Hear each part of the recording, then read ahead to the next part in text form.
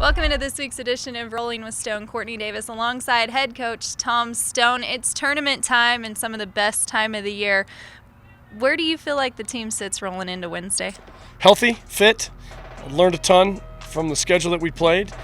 Our first-year players look like second-year players now, and I think we're in a good place.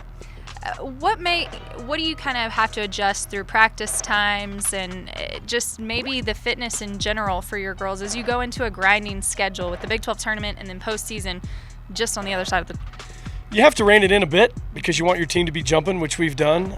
We've pushed the fitness on the bottom half of the roster the last 2 weeks because if you do get the opportunity to go deep in either event, you're going to have to rely on your bench and maybe even more bench than you've used all year.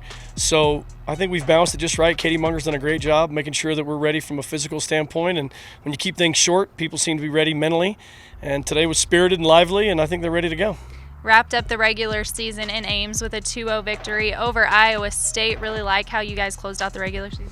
Yeah, it's not an easy place to win, and here's a team that did not have a great Big 12 season in Iowa State, but wasn't an easy out for almost the whole league. You go up there on Halloween weekend, there's a lot of stories about being up there that weekend. It's kind of creepy. So we just kind of ignored all that and some of their success that they've had on that weekend to kind of wreck people's seasons, which would have wrecked our season, by the way. So played really well, and we're excited about the 2 goals we got from Ashley Casey, who hit a bullet, and then Gwenny Puente, who's been on the doorstep all season and finally got her chance. And it came through hard work first and then a great little piece of finishing at the end. And that second goal really just kind of capped the whole season for us. I think we knew then we were secure in a lot of ways and got out of there with a clean sheet as well. With the Big 12 draw, you will get Oklahoma in the first round.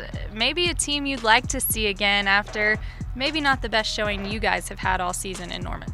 I don't know. I mean, it was a pretty boring game on both ends of the field. Oklahoma is a really tough team to break down.